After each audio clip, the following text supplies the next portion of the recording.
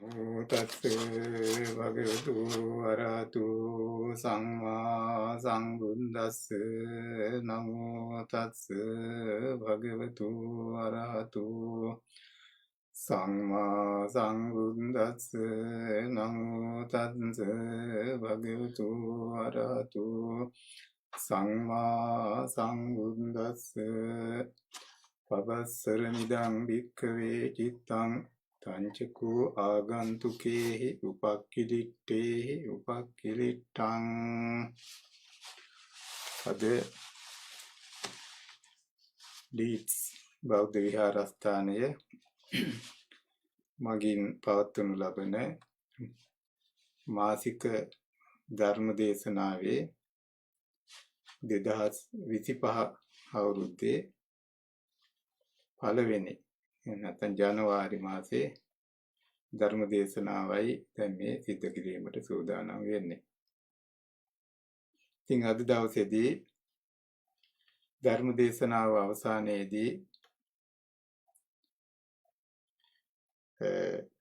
Leads විහාරස්ථානයේ ආරම්භයේ ඉඳලා විහාරස්ථානයටත් හිටපු හාමුදුරුවන්ටත් විශාල ලැබියාවක් භක්තියක් සහිතව කටයුතු කරපු ඒ වෛද්‍ය විසම්පති සුබසිංහ මහත්මයා ඉතින් හදිසියේ කලක් අසනීප වෙලා ඉඳලා මිය පරලොව ගියා. එතුමගේ ආදාහනය සඳුදා ලබන සඳුදා ලංකාවේ වෙලාවෙන් 4ට පවත්වනවා කියලා අපිට දැනුම් දීලා තියෙනවා. ඉතින් අපි එතුමාට පින් අනුමෝදන් කරනවා. ඒ කරගත්ත සියලු කුසල් වල බලයෙන්ුත් අද දවසේදී ධර්ම දානමය පින්කම තුලින් ලබාගත් ඒ පින් වල බලයෙන් වාසනාවන්ත ගමනක් ගත කරලා සංසාර ගමනක් ගත කරලා අවසානයේදී උතුම් වූ නිර්වාණ සම්පත්තිය ලබා ගනිත්වා කියලා අපි ඉතින් ප්‍රාර්ථනා කරනවා. ඉතින් ඊළඟට අද දවසේදී මම කල්පනා කළේ අවුරුද්දක් ගෙවිලා අලුත් අවුරුද්දක් සම්මත වශයෙන් ලෝකේ කවුරුත් පිළි අරගෙන තියෙනවා. දැන් මේ අපි ගත කරන්නේ 2025 අවුරුද්ද කියලා. එම අවුරුද්ද හේවත් පටන් ගන්න ජනවාරි මාසයේ අපි කවුරුත් දන්නවා.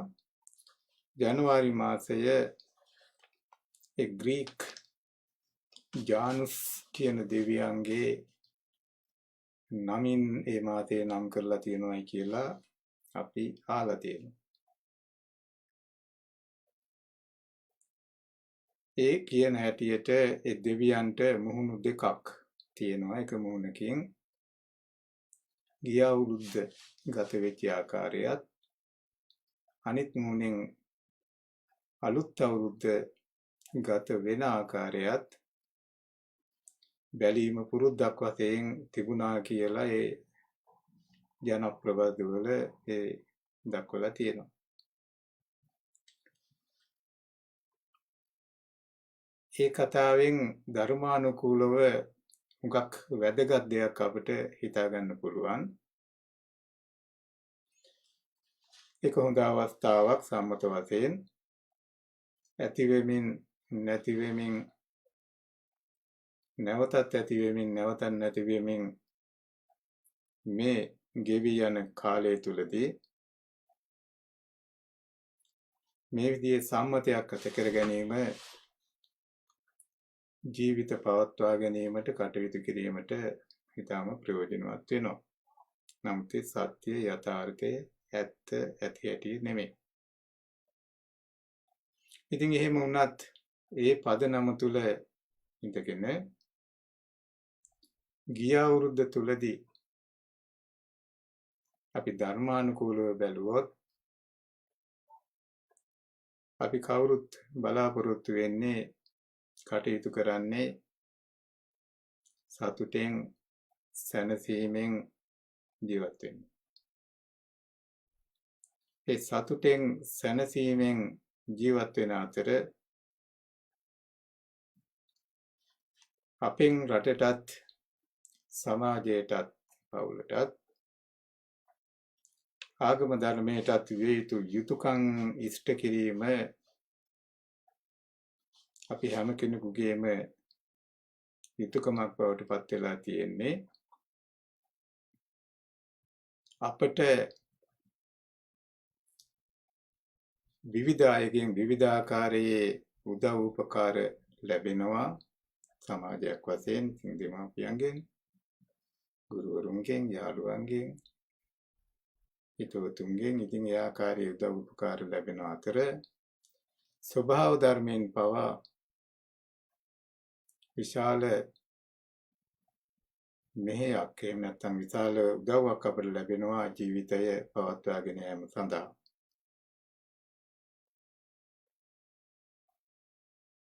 ඒ නිසා එවැනි අවස්ථාවලදී අපේ ජීවිතය යුතුයකම් වලින් කළ යුතු දෙයින් අයිතිවාදිකම් ලබා ගන්න අතර ඉටු කිරීම තුළින් මේ ගත වෙන ජීවිතය තුළදී ධර්මානුකූලව අපට අපි බලාපොරොත්තු වෙන සැපය වෙනස් නොවන සදාකාලික සැපයක්. ඉතින් අනිත් සැප අපට ලැබෙනවා. ඒව ගැන අපි දන්නවා බුදුරජාණන් වහන්සේ දේශනා කරලා තියෙන ආකාරයට අපි සතුට වශයෙන්, සැප වශයෙන්, හොඳ වශයෙන් දකින හැමදේම තුලින් අපි ලබා ගන්න සැනසීම තාවකාලික සැනසීමක්, දීර්ඝකාලීන සැනසීමක් නෙමෙයි. එහෙම වුණත් ඒ සැනසීම ලබා ගැනීම සඳහා අපි නොඑක ආකාරයේ අපේ ජීවිතයේ කැපවීම සිදු කරනවා. ලෝකයේ පවත්වා ගැනීමේ නොඑක ආකාරයේ ක්‍රම අපිට පෙනෙනවා. කොච්චර දුෂ්කර වුණත් නරක වුණත් ඒ කටයුතු කරවා ගැනීම සඳහා යම් යම් දීමනාවල්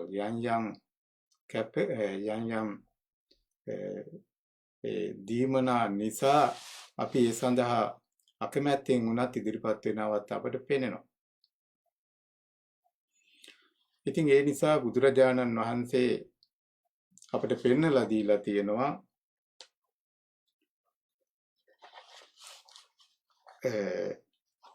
මිනිස්සයෝ දුකටපත් වෙලා ඉන්නේ, දුකෙන් මිදීමට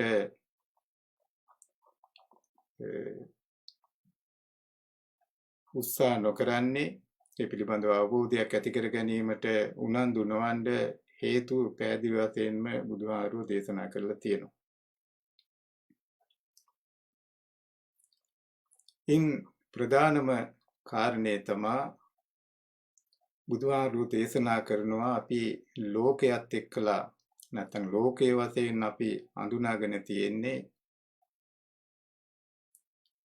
ක්‍රම, ඒ කියන්නේ ඉන්ද්‍රයන් 5න් 6න් මනසත් ඇතුළුව ඒ ලබා ගන්න අරමුණු අනුව තමයි අපි ලෝකයේ වශයෙන් අපි අඳුනාගෙන තියෙන්නේ. ඇහැට පෙනෙන රූප, කනට ඇහෙන ශබ්ද, නාසයට දැනෙන ගඳ සුවඳ, ශරීරයට ලැබෙන ස්පර්ශය, මනසට ලැබෙන ඒ මතකයන්, ඒ අරමුණු ස්මරණය වගේ දේවල් තමයි අපි ලෝකයේ වශයෙන් දකින්නේ.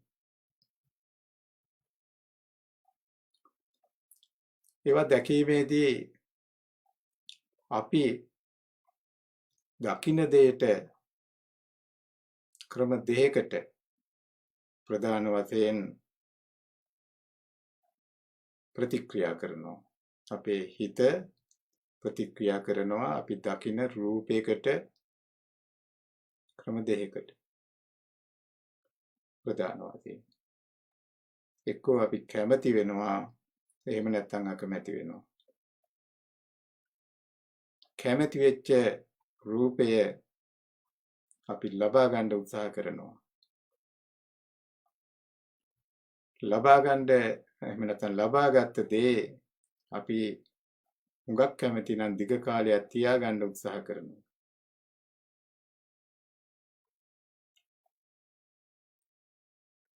ඒකට කැමති දේ නොලැබීමත් ලැබුණ දේ නැතිවීමත් නිසා හිතට දුකක් ඇති වෙනවා. ඒ වගේම හිත අනිත් පැත්තට ක්‍රියාත්මක වෙනවා. අපි දකින සමහර දේවල්වලට අපි අකමැති. අකමැති දේ අයින් කිරීමටත් අකමැති දේ අයගෙන් අයින් වීමටත් ලොකු උත්සාහයක් අපි දරනවා. ඒක සාමාන්‍ය භාෂාවේදී අපි දක්වන්නේ ලෝභය සහ ද්වේෂය වශයෙන්.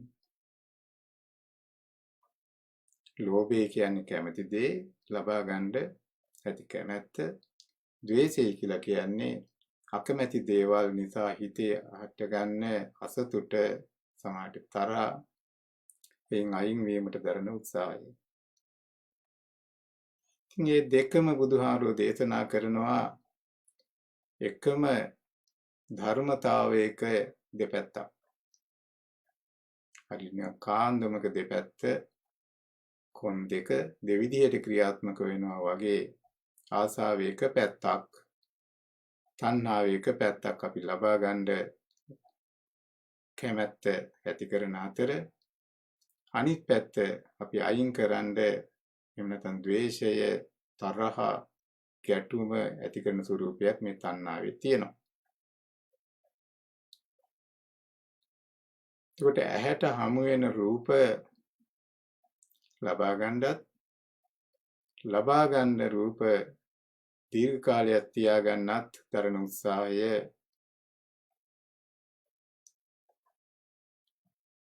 අපේ ජීවිතවල හැම කෙනෙකුගේම හැම සත්වයෙකුගේම පුජ්‍යලයකුගේම හැම කාලයක් තුලදීම හැම කෙනෙක්ම ඒ අනුව කටයුතු කරන බව පේනවා. ඉතින් ඒ වගේම කනට ඇහෙන ශබ්ද පිළිබඳවත් නාසයට ලැබෙන ගඳ සුවඳ පිළිබඳවත් ස්පර්ශය පිළිබඳවත් මනසට ලැබෙන සිතුවිලි එහෙම නැත්නම් ස්මරණය පිළිබඳවත් නිසාත් අපට ඔය ස්වરૂප දෙක දකින්න ලැබෙනවා. ඒ අතර එක පැත්තකට හිත ගිහිල්ලා කැමති එහෙම නැත්නම් අකමැති කියන දෙපැත්තට හිත යන අතර ඔය අතර මධ්‍ය තියෙනවා, මැද ප්‍රදේශයේ තියෙනවා. කැමැත්තත් අකමැත්තත් අතර. ඒකට උපේක්ෂා කියලා කියනවා. උපේක්ෂාව ඕනෑම කෙනෙකුගේ, රහතන් වහන්සේ කෙනෙකුගේ හෝ ධර්මයේ දන්න කෙනෙකුගේ හෝ බෞද්ධයෙකුගේ හෝ ඕනෑම කෙනෙකුගේ හිතේ සාමාන්‍ය ස්වરૂපය ඒකයි. හැබැයි අවබෝධයෙන් තොරව ඒ උපේක්ෂාව කෙනෙකුට ප්‍රයෝජනවත් වෙන්නේ නැති බව බුදුහාරන්ගේ දේශනාවලින් අපට පැහැදිලිවම දක්නට ලැබෙනවා.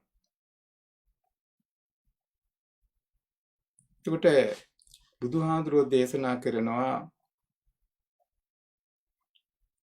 නිර්වාණය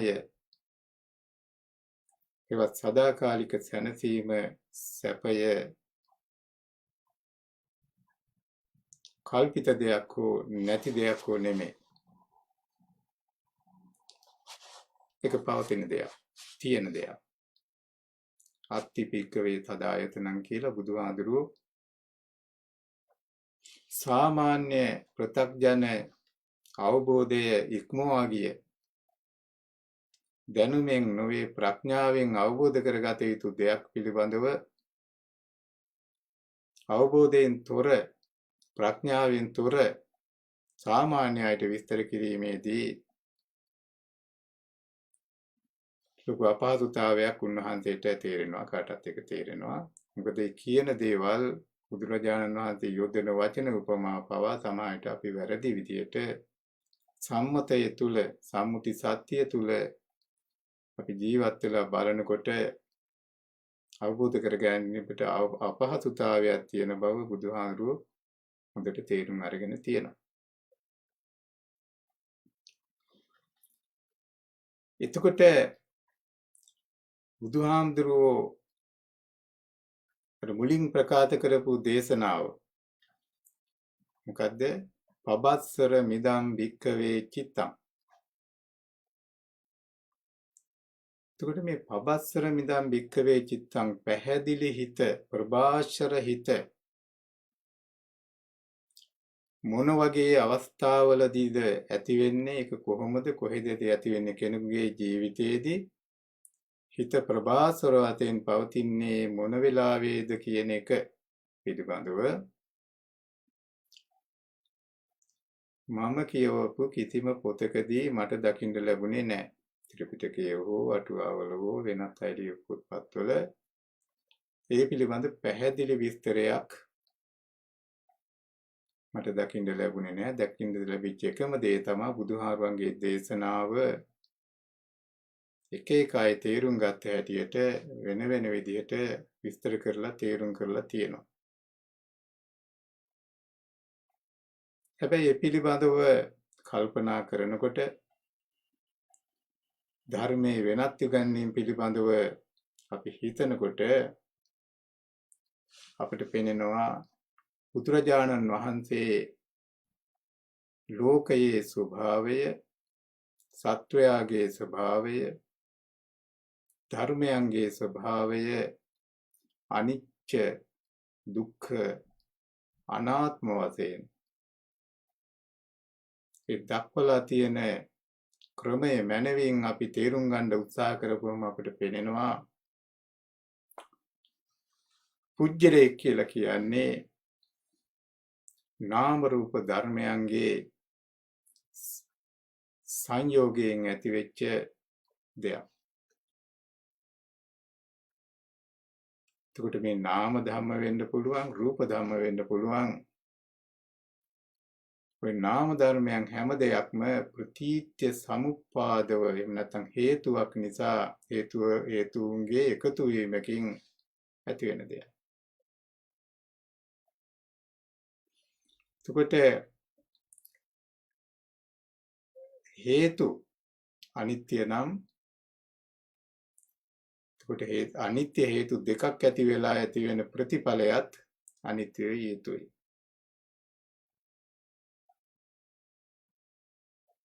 එතකොට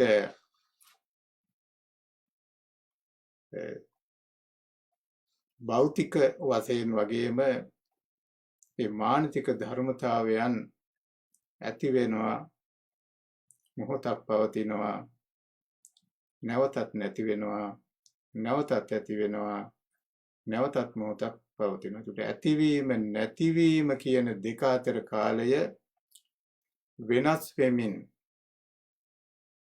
පවතින එක. පැවතීමම කියන්නේ වෙනස් වීම රාශියක්. වෙනස් වීම රාශියක් තුලින් ඇති වෙන ඒ තමයි පවතිනවා කියලා කියන්නේ.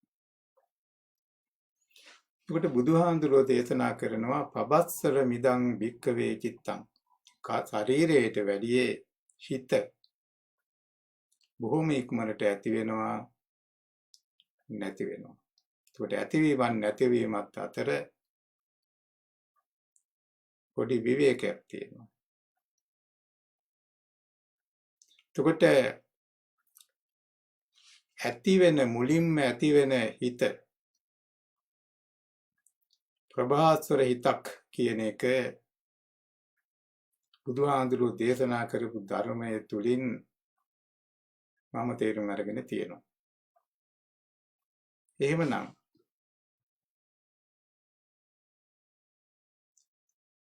මේ ප්‍රභාස්වර හිත ඇති වෙන්නේ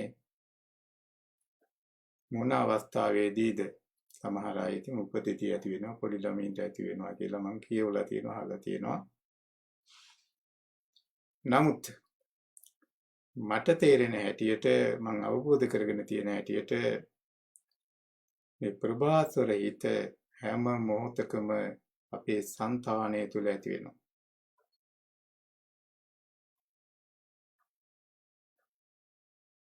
හැබැයි අපේ කරුණු පැහැදිලිව තේරුම් නොගත් නිසා ලෝභයේ සහ ද්වේෂයේ බලවත් බලපෑම නිසා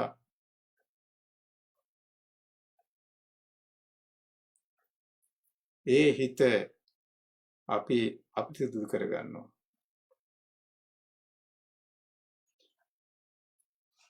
එතකොට හිතක් පහළ වෙන්නේ කොහොමද කියන එක පැහැදිලිවම අභිධර්මයේම නෙමෙයි ධර්මයේ ත්‍රිපිටක ධර්මයේ තුලදී අපිට පේනවා නොඑක අවස්ථාවලදී බුදුහාමුදුරුවෝ දේශනා කළා තියෙනවා. චක්කුංච පටිච්ච රූපේච උප්පජ්ජති චක්කු විඥාන. එතකොට ඇහත් රූපයත් නිසා ඒ පිළිබඳව අවබෝධයක් ඇති වෙනවා. ඉතින් අනිත් පැත්තෙන් ගත්තොත් රූප කියන ඒවා තරංග වශයෙන් මනසට යොමු වීම. ඇහැ තුලින් රූප තරංග වශයෙන් මනසේ යොමු වීම. තුර ඇහත් රූපයත් ඒ තරංග ඇහි රූප ඒ ලබා ගන්න තැන ගැටීම නිසා ස්පර්ශය ඇති වෙනවා. එතකොට මුලින් රූප පිළිබඳව ඒ තරංග ගැටීම තුලින් විඥානයක් ඇති වෙනවා. ඒ ගැටීම පස්සේ අවබෝධය තින්නම් සංගති පස්සු. එතකොට ඒ ඇහත් රූප තරංගත් පිළිබඳව හිතේ ඇති වෙන අවබෝධය තුලින් යම්කිසි ගැටීමක් ඇති වෙන බව තමයි තියෙන්නේ තින්නම් සංගති පස්සු. පස්ස පච්චය වේදනා. වේදනා කියලා කියන්නේ ස්පර්ශය කියලා කියන එකෙන් අපට වේදනාවක් විඳීමක් අපිට ඇති වෙනවා. යම්කිසි ස්පර්ශයක් කියන එක තමයි තේරෙන්නේ වයිබ්‍රේට් වෙනවා. අන්නේ අවස්ථාවේදී පස්ස පච්චය තණ්හා. ඒකට අපි දකින්න දේ දැකලා තේරුම් ගත්ත දේ පිළිබඳව තණ්හාවක් ඇති වෙනවා. ඉතින් තණ්හාව කියපුවම ආසාව වෙන්නත් පුළුවන්, ද්වේෂය වෙන්නත් පුළුවන්. එතකොට මූලික වශයෙන් හිත පිරිසිදුයි. නමුත් මේ ස්පර්ශය නිසා ඇතිවෙන වේදනාව හොඳයි නරකයි වශයෙන් ගැනීම නිසා තණ්හාවක ඇතිවීමක් වෙනවා. අනේ තණ්හාව නිසා ඒකට තණ්හාව ඇති වෙන්නේ කුමක් නිසාද? ඉතින් අනිත් පැත්තෙන් ගත්තාම අවිද්‍යාව නිසා. අවිද්‍යාව කියන්නේ මොකද්ද? බුදුහාරයන් නොඑක ආකාරයෙන් අවිද්‍යාව පිළිබඳව දේශනා කරලා තියෙනවා. ඉතින් එක පැහැදිලි තැනකදී අපි කිව්වොත් ධර්මයන්ගේ ඇතිවීම නැතිවීම එහෙම නැත්නම් අනිත්‍යතාවය අනිත්‍ය දුක්ඛ අනාත්ම කියන මේ ත්‍රිලක්ෂණ පිළිබඳව අවබෝධයක් නැතිකම නොදන්නාකම තමයි විද්‍යාව කියලා කියන්නේ. ඉතින් එතන ධම්සක් පැවතුන කියන දුක පිළිබඳව පැහැදිලි අවබෝධයක් නැහැ. දුක කියන්නේ මොකක්ද? දුක ඇති වෙන්නේ කොහොමද? දුක නැති කර ගැනීමෙන් සැනසීමක් ලැබෙනවා කියන දැනුම නැතිකම ඒ වගේම දුක නැති කර ගැනීමේ මාර්ගය අනුගමනය නොකිරීම පිළිබඳව අවබෝධය කියන එක තමයි අවිද්‍යාව කියලා බුදුහාමුදුරුවෝ දේශනා කරලා තියෙන්නේ. දුක කියලා කියන්නේ මොකද? ධාර්මික වශයෙන් ගත්තොත් ඇති වෙන දේ නැති වෙන බව පිළිගැනීමට ඇති අකමැත්ත නිසා ඇති වෙන මානසික ගැටුම පසුතැවිල්ල තමයි දුක බව වශයෙන් හඳුන්වන්නේ අපි තේරුම් ගත යුතුව තියෙන්නේ. එතකොට බුදුහාරෝ දේශනා කරනවා තණ්හාව කියන එක පළවෙනි වතාවට අපේ හිතේ මේ මොහොතේ ඇති වුණා නෙමෙයි. ද්වේෂය කියන එක, ලෝභය කියන එක ඉතින් තණ්හාව කාලයක ඉඳලා ආත්ම ගානක ඉඳලා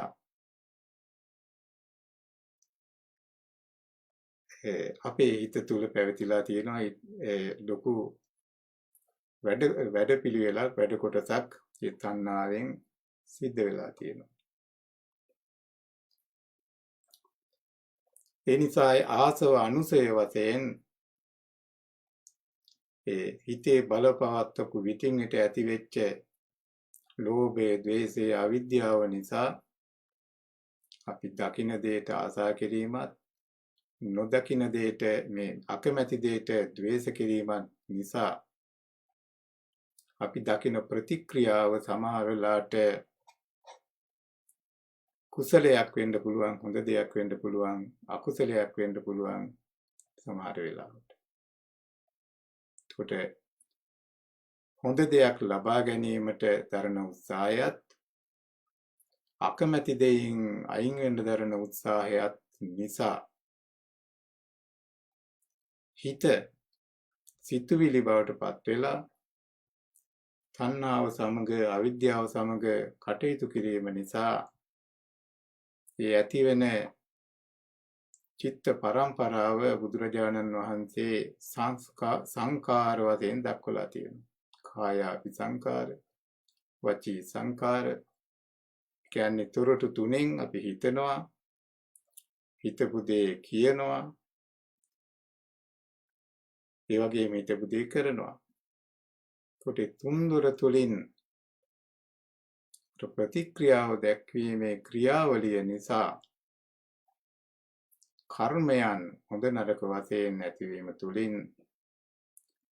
අපේ සංසාරයේ නැත්නම් සංසාර ගමන දිගින් දිගට යනවා. හොඳ කර්ම තුලින් හොඳ ප්‍රතිඵලත්, නරක කර්ම තුලින් නරක ප්‍රතිඵලත් සමහරට ඒ දෙකම මිශ්‍ර වීම තුලින් මිශ්‍ර කර්ම මේ මිශ්‍ර විපාකත් ලැබෙමින් මේ ලෝකේ ජීවත් වෙන සත්වයෝ සංසාරයේ ගමන් කරන බව පැහැදිලි වශයෙන් බුදුරජාණන් වහන්සේ දේශනා කළා තියෙනවා.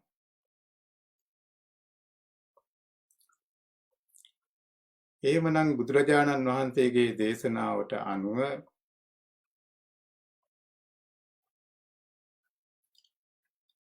නිවන කියලා කියන්නේ මොකද්ද? ඒ පිළිබඳවත් අපි තුල නොඑක් දෙනා තුල නොඑක ආකාරයේ චිත්ත රූප පිළිගැනීම් තියෙනවා. ඒ පිළිබඳව නොඑක් දෙනා කතා කරලා තියෙනවා, ලියලා තියෙනවා, සාකච්ඡා කරලා තියෙනවා. ඒ වගේම සංසාරයත් සතර අපාය පිළිබඳවත් අපි නොඑක ආකාරයේ දේවල් අහලා කියලා තියෙනවා. අපි ඉතින් ඒ තුල ඉන්න නිසා සංසාරය පිළිබඳව යම් කිසි දැනුමක් අපි තුල තියෙනවා. දුක පිළිබඳව ලොකු අවබෝධයක් අපි තුල තියෙනවා. මොකද දුක කියන එක අපේ ජීවිතේ ප්‍රධාන කොටසක් බවට පත් වෙලා තියෙන නිසා. නමුත් බුදුරජාණන් වහන්සේ දේශනා කරනවා අපට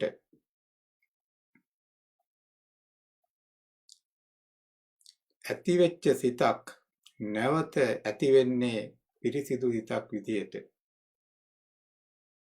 අන්නේ පිරිසිදු සිත දිගටම පිරිසුදු භාවයෙන් තියාගන්න පුළුවන් නම් නැවත අපිරිසුදු කිරීමේ ක්‍රියාවලිය සදහටම නැති කරගන්න පුළුවන් නම් එයින් අපට සසර දුකෙන් එතර වෙන්නීමේ හැකියාව තියෙනවා කියලායි බුදුරජාණන් වහන්සේ අවබෝධ කරගත්ත දේ විධිමත් විදියට ක්‍රියාවේ යොදවලා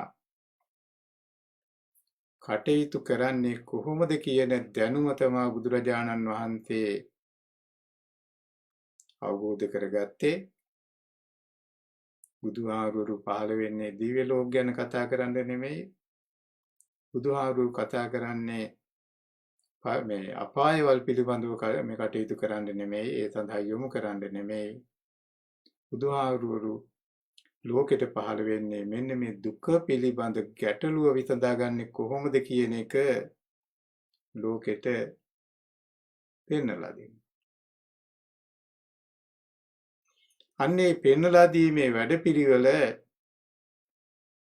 ප්‍රත්‍යක්ජන වශයෙන් අපි අනුගමනය කිරීම තුළින් අපේ ජීවිත ලෞකික ජීවිත වෙන්න පුළුවන් මෙලොව වශයෙන් පරලොව වශයෙන් ඉතින් තණ්හාවේ ඒකාන්තයක් ගැන අපි කතා කරනවා කාම තණ්හා. ඉතින් අපි හොඳින් ඉන්නවා කියලා කියන්නේ අපේ මූලික අවශ්‍යතාවයන් ඉෂ්ට කරගෙන අසනීප කරදර වලින් තොරව හොඳ ජීවිතයක් ගත කිරීම කියලා තමයි අපි හිතන්නේ සැපෙන් ඉන්නවා කියලා. දුකෙන් කියන්නේ අන්නේ අවස්ථාව නැති වෙනකොට අසනීප වෙනකොට වෙන වෙන ගැටලු ඇති වෙනකොට කැමති දේවල් නොලැබෙනකොට නොකමැති අය එක්කලා ජීවත් වෙන්න ලැබෙනකොට හිතන දේවල් ප්‍රාර්ථනා කරන දේවල් නොලැබෙනකොට දුකක් අපට ඇති වෙනවා. එතකොට බුදුහාමුදුරුවෝ දේශනා කරනවා අපි කොහොමද රැවටෙන්නේ නැතුව දකින දෙයට රැවටෙන්නේ නැතුව අහන දෙයට දැකෙන්නේ නැතුව යථාර්ථයේ තේරුම් අරගෙන මේ අපි බලාපොරොත්තු වෙන සැනසීම උතුම් සැනසීමක් බවට පත් කරගන්නේ කොහොමද කියන කතාව බුදුහාමුදුරන්ගේ දේශනාවේ ප්‍රධානම අරමුණ බවට පත් වෙලා තියෙනවා. ඉතින් බුදුහාමුදුරුවෝ දේශනා කරනවා නිර්වාණය කියන එක නිකන් ඉබේ ඇති වෙන දෙයක් නෙමෙයි. කාලයත් සමග වර්ධනය වෙන දෙයක්ුත් නෙමෙයි.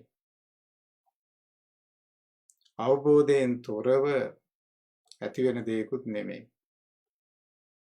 හැබැයි මේ නිවන් දැකීමේ හැකියාව මනුස්සාත්මයක් වැනි දියුණු මනසක් ලබාගත් දෙවියන් බ්‍රහ්මයන් වැනි ධර්මයේ තේරුම් අරගෙන ඊට අනුව කටයුතු කරමින් ජීවත් වෙලා සංසාරයේ තවමත් ඒ වගේ සැප තියනවායි කියලා අපි සම්මත කරන ස්ථානවල ඉන්න ජීවීන්ට විශේෂයෙන් මිනිසයන්ට මේ නිවන් දැකීමේ රහත් වීමේ නිර්වාණ බෝධය ඇති කර ගැනීමේ හැකියාව තියෙනවා. ඉතින් මේ හැකියාව මිනිසයා තුළ තියෙන නිසා මහායාන ධර්මයේ තිපත්තේ ඇති වෙච්ච දැනට ලෝකයේ උඟක් රටවල පිළිගත් ජනප්‍රිය බුද්ධ ආගම වශයෙන් මුලදී හඳුන්වපු ඒ ධර්මයේ තුල බුද්ධ නේචර් කියන වචනයෙන් කෙනෙකුට රහත් වීමට නිවන් දැකීමට ධර්මය අවබෝධ කර ගැනීමට හැකියාව තියෙනවා කියලා පෙන්නලා දෙන්නේ මෙන්න මේ ආරම්භක හිත පිරිසිදුව ඇති වෙන නිසා. ඉතින් එහෙනම් අපි අහන්න ඕනේ අපි තේරුම් ගන්න ඕනේ කෙනෙකුගෙන් අහන්න ඕනේ නිවන් දකින්න තියෙන හොඳම අවස්ථාව හොඳම වෙලාව මොකද්ද? ධර්මයේ තේරුම් ගන්න, නිවන් දකින්න. ඉතින් අනිත් පැත්තෙන් කියනවා රහත් වෙන්න, දුකෙන් මිදෙන්න. හොඳම අවස්ථාව මොකද්ද? හොඳම අවස්ථාව තමයි මේ මොහොතේ. ඇයි මේ මොහොතේදී මේ මොහොත කියන වෙලාවේ හිත නැති වෙච්ච හිත මුලින්ම ඇති වෙච්ච අවස්ථාව වෙන්න පුළුවන්. අන්නේ දැන් පවතින හොඳ හිත අපි කොහොමද ආරක්ෂා කරගන්නේ?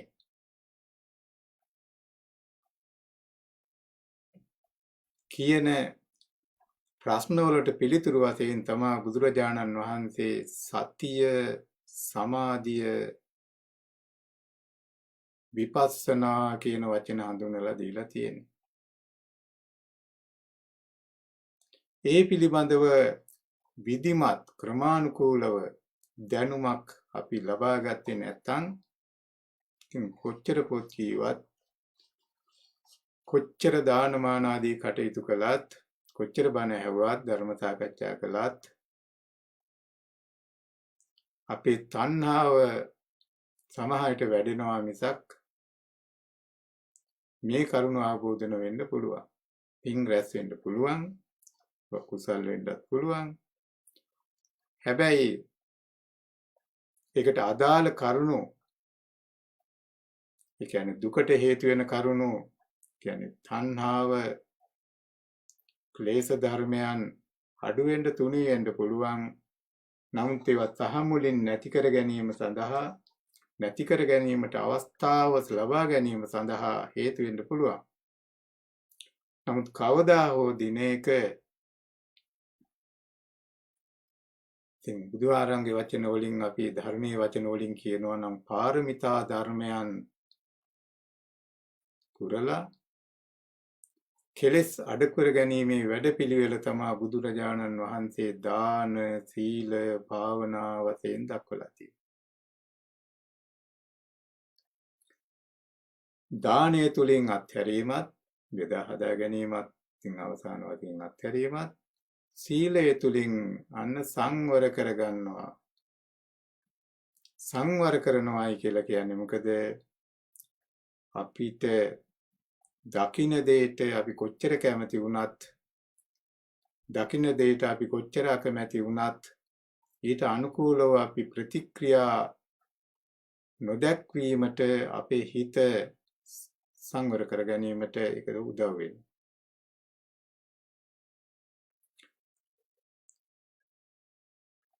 එතකොට කවදා හරි දවසක අපට පුළුවන්කමක් ඇති වුණොත්, එතකොට අපි එහෙම කියන්නේ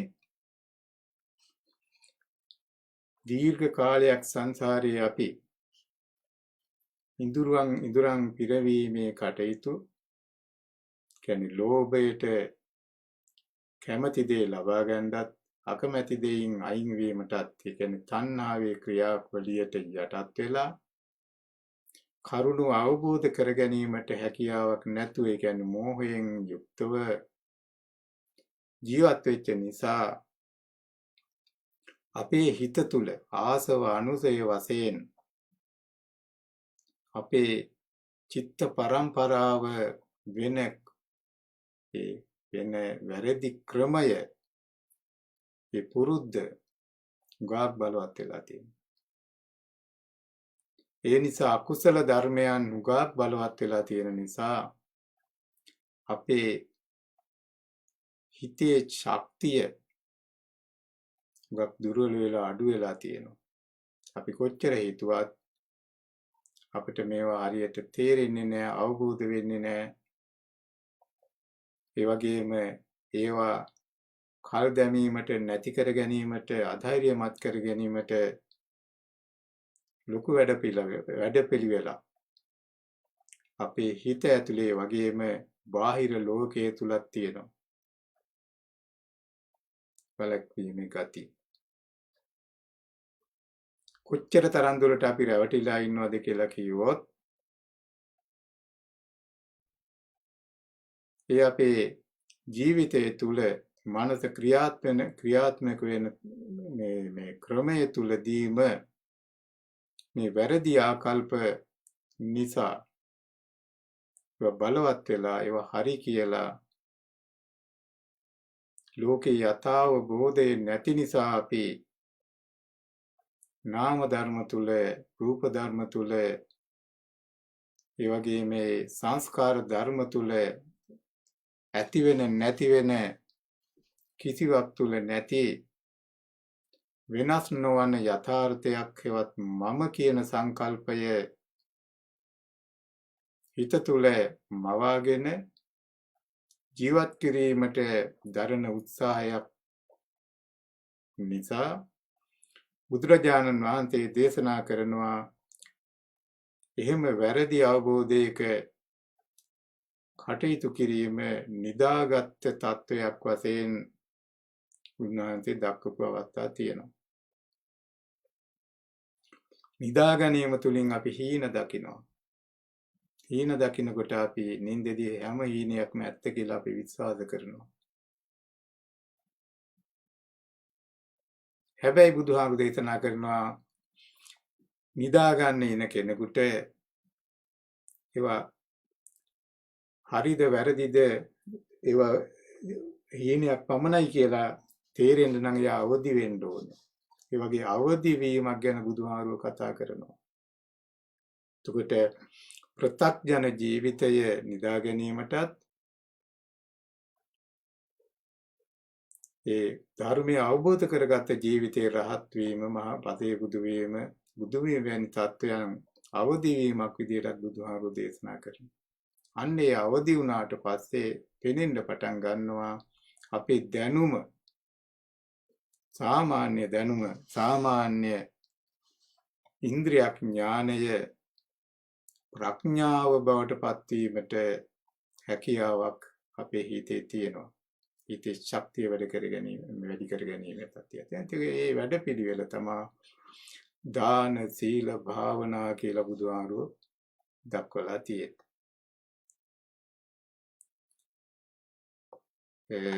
සීල සමාධි ප්‍රඥා වශයෙන් තවත් පැත්තකින් බුදුහාමුදුරුවෝ දක්වලා තියෙනවා. එතකොට ආර්ය අෂ්ටාංග මාර්ගය පැහැදිලි වශයෙන් තේරුම් ගැනීමෙනුත් ඒ ක්‍රියාත්මක කිරීම තුලිනුත් පබස්සර විදම් වික්කවේ චිත්තං අර ප්‍රභාස්වර හිත නිවන ලබා ගැනීමට හේතු වෙන හිත වැඩි දියුණු කරලා ආරක්ෂා කරගෙන සම්පූර්ණයෙන්ම හිත ලෝභය, ද්වේෂය, මෝහය ඡේ වෙන තත්වයට පත් කර ගැනීම තුලින් සැනසීම ලබා ගැනීමට තියෙන හැකියාව මනුස්සයාට තියෙන බව බුදුහාමුදුරුවෝ දේශනා කරලා තියෙනවා. එහෙම තත්වයක් තියෙනවා. ඒ ලබා ගන්න පුළුවන්. ඒ ලබාගත යුතුයි. එහෙම ලබා නොගත්තොත් ඒක ඉබේ ලැබෙන්නේ නැහැ.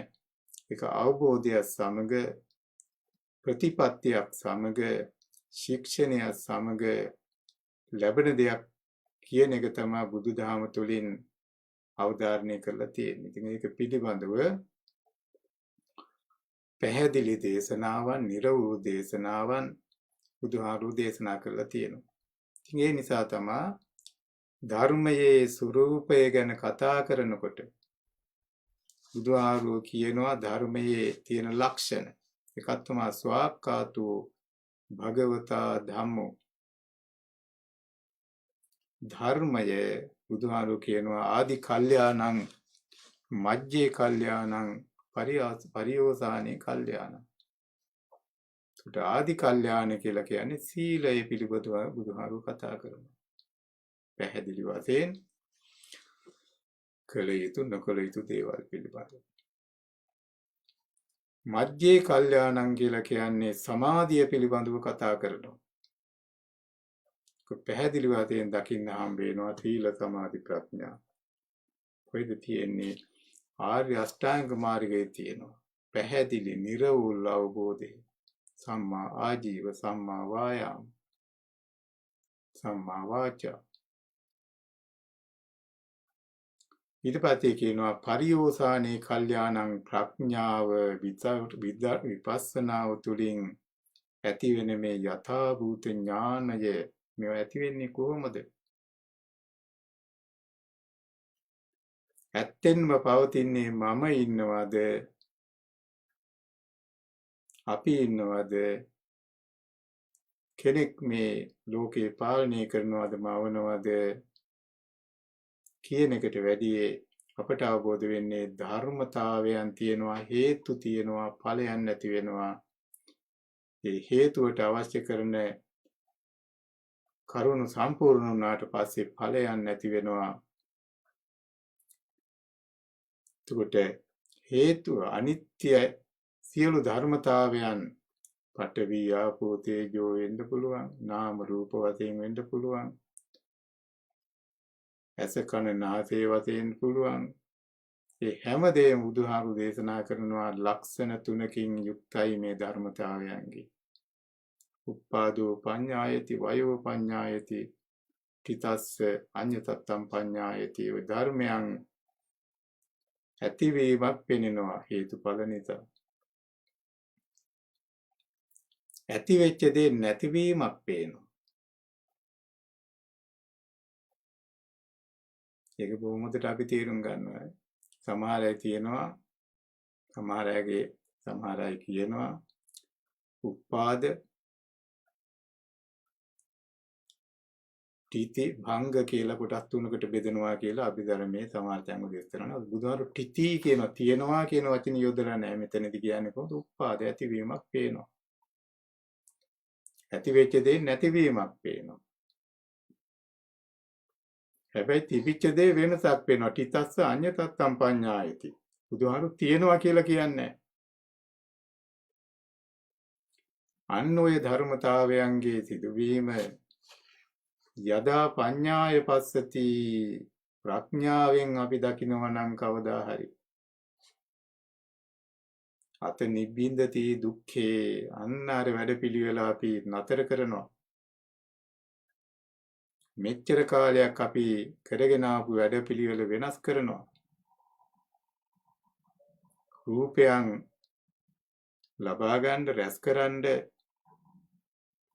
අකමැති දේවල් වලින් අයින් වෙන්න ශබ්දයන්ගෙන් රසයන්ගෙන් ස්පර්ශ වලින් කැමති දේ ලබා ගන්නත් අකමැති දේ අයින් කිරීමට දරන උත්සාහය ඒවත් සංස්කාරගත වීම නතර වෙනවා. අන්න එදාට බුදුහාරුව දේශනා කරනවා විසංකාරගතං චිත්තං මගේ හිත දැන් සංස්කාරගත වෙන්නේ නැහැ. මේ අවබෝධයෙන් යුක්තව කටයුතු සිද්ධ වෙනවා. එතකොට මොකද වෙන්නේ?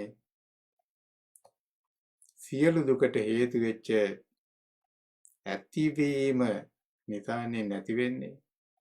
ජාතිපත්‍ය ජරා මරණං ශෝක පරිදේව ඉපදීම නිසා තමයි ජරාවට යන්නේ, වයසට යන්නේ, මැරෙන්නේ, ලෙඩ වෙන්නේ. ඒ උපදින්නේ කවුද? සත්වයක් පුච්චලයක් නෙමෙයි මේ මම කියන සංකල්පය. තුට නිවන් දැකීම තුළින් නිවන් දකින දවසේදී මොකද වෙන්නේ? මෙච්චර කාලයක් හිටපු මම නැති වෙනවා කියන එකද? මෙච්චර කාලයක් හිතානේ හිටපු මම ඉන්නවා කියන සංකල්පේ නැති වෙනවා කියන එකද අපි තේරුම් ගන්න ඕනේ. ඒකට මම නෙමෙයි නැති වෙන්නේ. මම ඉන්නවා, මට තියෙනවා කියපු අහංකාර මමංකාර කියන ගතියෙන් අයින් වෙලා යනවා. එතකොට පේන්නේ මොනවද? ධර්මයන්ගේ ක්‍රියාකාරීත්වයක් අපට පේනවා. නාම ධර්ම පේනවා, රූප ධර්ම පේනවා. කඩද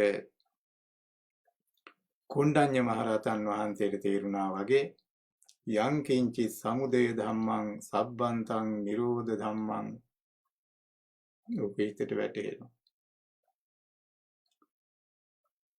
ඒ වැටෙන්නේ කොහොමද?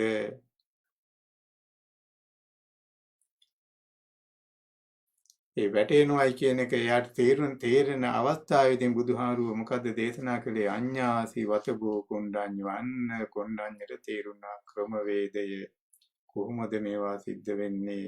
ධර්ම අවබෝධය ලැබුණා කියලා ලොකු සතුටක් ඇති වෙලා ගියා.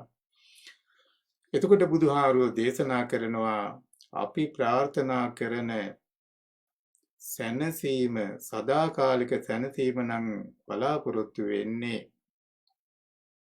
ඒ අවබෝධය අපි තුළට ඇති වෙන්න පුළුවන්. ඉතින් පැහැදිලි වශයෙන් කියනවා ඒක කොහොමද වෙන්නේ? ඒකට හේතුව මොකක්ද? කියන ඒවා බොහොම පැහැදිලි වශයෙන්ම බුදුහාමුදුරු දක්වලා තියෙනවා. ලෝභය, ද්වේෂය, මෝහය. ලෝභය කියලා කියන්නේ මොකද්ද? ඇහැට පෙනෙන රූප හොඳ වශයෙන් පිළි අරගෙන ලබා ගන්න දරන උත්සාහය. ද්වේෂය කියන්නේ මොනවද? අකමැති දේවල් වලින් අයින් වෙන්න දරන උත්සාහය. ඔය දෙකම එකයි තණ්හාව. ඉතින් තණ්හාව නිසා තමයි දුක ඇති වෙන්නේ. එතකොට ඔක්කොම මානසික ධර්මයන්. ඒ තුලින් අපිට ලොකු අවුලකට වැටෙනවා අපි වැරදි විදියට ගියොත්. හැබැයි මනුෂ්‍යාත්මය ලබා ගැනීම සඳහා අපි සංසාරේ පියාත්මවලදී මුගක් පින්දහම් කරලා තියෙන නිසා තමයි අද අපි මේ තත්ත්වයේ ජීවත් වෙන්නේ. මේ දවස් අපිට මේ විදියට ගත වෙන්නේ අපි හොඳ විදියට කටයුතු කරපු නිසා කුසල ධර්ම බහුල වශයෙන් කරලා තියෙන නිසා තමයි. නමුත් බුදුහාරෝ දේශනා කරනවා අස්සාද ආදීනව නිස්සරණ කියන එක අපිට තේරුම් ගත්තේ නැත්නම් ආස්වාදයේ තුලම අතරමං වෙලා ඒකට ගිජු වෙලා ඒකේ ගොදුරක් වෙලා බවට පත් වුණොත් මේ තියෙන සැප සම්පත් ඊළඟ මොහොතේ නැති වෙයි නැති නොවේයි කියලා කිසි කෙනෙකුට ස්ථිර වශයෙන් ඉන්න බෑ අප වෙන්න බෑ. අපි අද හොඳට හිටියට හෙට දවසේ අපි මොන තත්ත්වයකටපත් වෙන්නේ නැහැ. ඒකට හොඳම උදාහරණයක් තමයි දැන් අපි මුලින් සඳහන් කරපු ඒ දිසම්පති සුබසිංහ මහත්මයා පිළිබඳව මම හිතන්නේ මේ බණ අහගෙන ඉන්න උඟ දෙනෙකුට ඒ මහත්මයා පිළිබඳව දන්නව ඇති දැකලා ඇති. අපිත් දන්නවා අපිත් දැකලා තියෙනවා අපි පන්සලේ කටයුතු වලට ආගමික කටයුතු වලට සම්බන්ධ වෙනවා. ඒ විහාරස්ථානයේ පටන් ගැනීමේදී මුල් අවස්ථාවේදී හිටිය ඒ ස්වාමින් වහන්සේලාට ලොකු පිටක් එතුමාගෙන් තිබිච්ච බව අපි දන්නවා. ඉතින් විහාරස්ථානයේ පැවැත්මටත් නොඑක ආකාරයේ උපකාර කරපු බව දන්න නිසා තමයි මම හිතන්නේ ලීඩ්ස් බෞද්ධ විහාරය අපි කවුරුත් එකතු වෙලා මේ පළවෙනි ධර්ම දේශනාව ප්‍රධාන වශයෙන් මෙතන එතුමාට ඉන් අනුමෝදන් කරවීමට යොදා ගනිමු කියලා තීරණය කරලා තියෙන්නේ. එතුමාට යම්කිසි තත්ත්වයක් ලැබුණාද එතුමාගේ ජීවිතය දිහා බලනකොට අපට තේරෙනවා ධර්මයට අනුකූලව ජීවත් වෙච්ච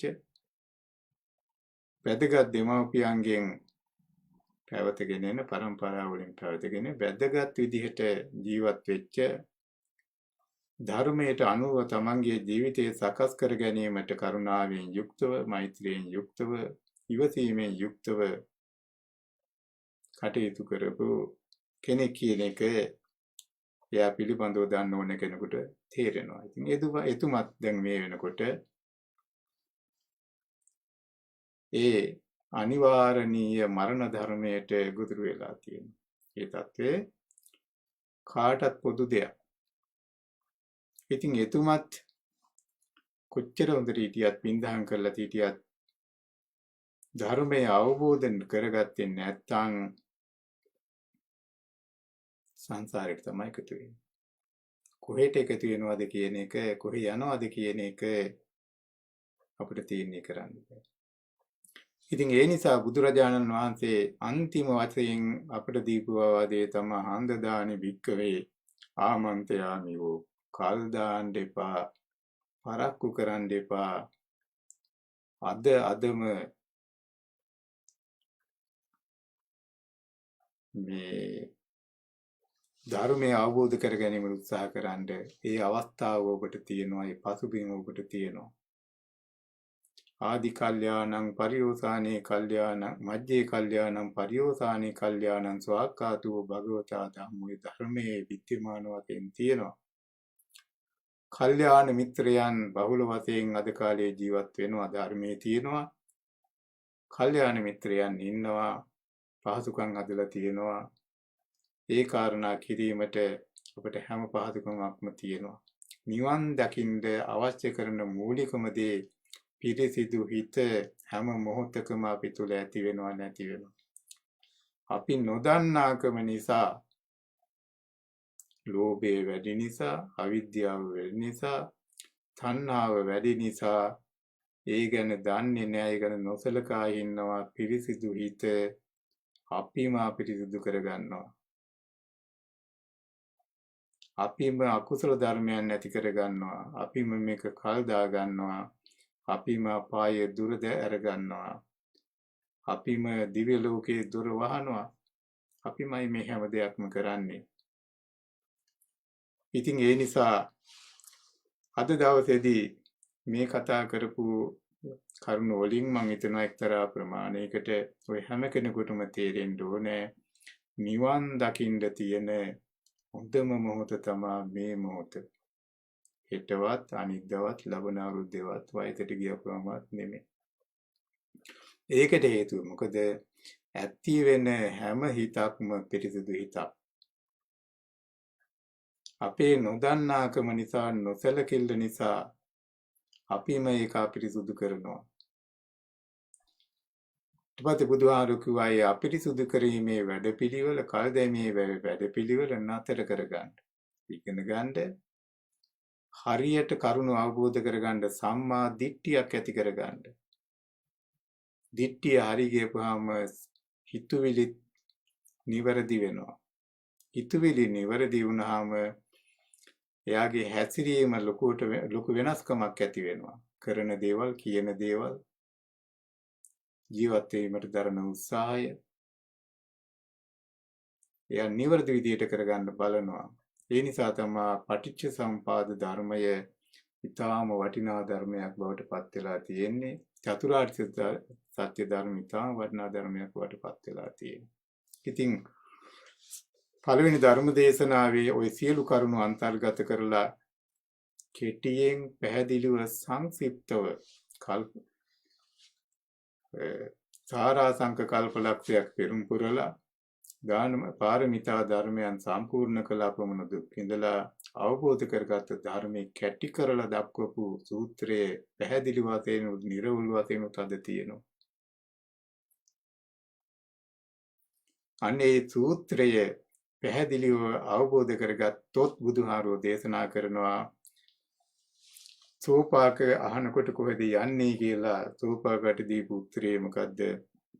ධම්මචක්කං පවත්තිතුං දහම් නැමැති සක රෝධය ඇති කිරීමට තමයි මම මේ යන්නේ. රෝධයෙන් මොකද කරන්නේ? තැනක ඉඳලා තවත් තැනකට යනවා. ධර්මයේ නැමැති රෝධය යොදා ගැනීමට සංසාරයේ ඉඳලා නිර්වාණය දක්වා යන්න පුළුවන්. අපි යන්නේ සාමාන්‍ය ගමනක් නම් කාලය දේශයකට ප්‍රයෝජන මේ හේතු වෙනවා. කොච්චර කාලයක් යනවද, කොච්චර වෙලාවක් යනවද, කොච්චර ඈතින්ද තියෙන්නේ. නමුත් සංසාරේ ඉඳලා නිවනට යන්න කොච්චර කාලයක් යනවද කියන එක කාලය දේශනේ ප්‍රයෝජනවත් වෙන්නේ අවබෝධය පිළිබඳ ප්‍රශ්නයක්. ඉතින් ඒ නිසා ඒ කරුණු මනවින් අවබෝධ කර ගැනීමට සසර ඉඳලා නිවන් දැක්ම සඳහා ඒ ධම්ම චක්‍රය අපි හරියට පුරුදු වෙලා තියෙනවා නම් පාවිච්චි කරන හැටි අපට පුළුවන් වෙනවා ඔය ධර්ම අවබෝධය කියන එක ලබා ගන්නත් දැන් ලබා ගත්තේ නැතත් අනාගතයේට උනත් ලබා ගැනීමේ හැකියාව ඉක්මන් කිරීමටත් හැකියාව තියෙනවා. ඒ නිසා අද දවසේදී අපි ප්‍රාර්ථනා කරනවා මේ හැම දිනාටම මේ තුලින් ධර්ම අවබෝධය ලැබේවා. ඉතින් විදේශ වශයෙන් මුලින් සඳහන් කරපු විදිහට ඒ දිසම්පති සුභසිංහ දොස්තර මහත්මයාට සංසාර කෙටි සංසාර වාසනාවන්ත කෙටි සංසාර ගමනකුත් අවසානයේදී උතුම් නිර්වාණ සම්පත්තිය ලැබේවා කියලා අපි ඉතින් ප්‍රාර්ථනා කරමු. ඉතින් ඒ අතරට මේ ධර්මය දැන් කවුරු අහන අය පිරිසක් ඉන්නවා නම් එහෙම දෙනාටමත් එයාලගේ නමින් මිය පල්ලුගේ සියලුම ඥාතීන්ටත් මේ ධර්මය ශ්‍රවණය කිරීම ලබාගත් පුණ්‍ය ශක්තියේ බලයෙන් ඒ අය නමින් මිය පරලෝකීය සියලුම ඥාතීන් මේ පින් අනුමෝදන් වෙලා සංසාර දුකින් අත මිදලා උතුම් නිර්වාණ සම්පත්තිය ලබා ගනිත්වා. අපි හැම දිනාටමත් හැකි ඉක්මනින් අදම ධර්ම අවබෝධය ලැබේවා කියලා ප්‍රාර්ථනා කරනවා. ඉතින් එනාට දැන් ඉතින් ළඟට අපි හැම දිනාටම ලැබපු අලුත් අවුරුද්ද ඒ බලාපොරොත්තු ඉෂ්ට වෙච්ච වාසනාවන්ත අලුත් අවුරුද්දක් වේවායි කියලා ප්‍රාර්ථනා කරලා අපි කෙටියෙන් ආශිර්වාද කරනවා. සබ්බීතියෝ විවජ්ජන්තු සබ්බ රෝගෝ විනාශතු මාතේ භවත්වන්තරායෝ සුඛී දීඝායුකෝ භව විවාදන සීලිස්ස නිච්ඡං උද්ධාපචායිනෝ චත්තාරෝ ධම්මා වඩ්ඩಂತಿ ආයුවන්නෝ සුඛං වලං ආයුරාෝග්‍ය සම්පatti සග්ග සම්පatti මේවච අතෝ නිබ්බාන සම්පatti මිනාති සමිජ්ජතු.